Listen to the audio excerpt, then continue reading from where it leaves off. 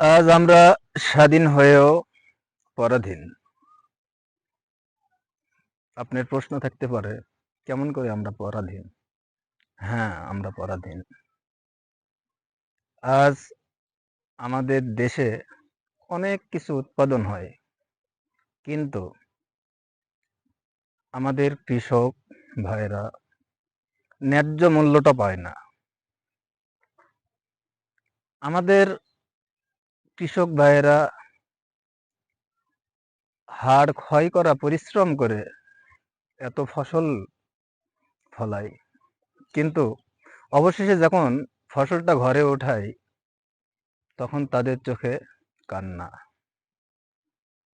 তারা হিসাব নিকাশ করে দেখে, তারা যে ফসলটা ফলাইছে সেখানে যে খরচটা করছে সেই খরচের টাকাও উঠছে না। আসলে আমরা পরাধীন। যদি আমরা স্বাধীন হতাম তাহলে অবশ্যই আমরা 10 টাকা খরচ করে 20 টাকায় সেই উৎপাদিত ফসল বিক্রয় করতে পারতাম।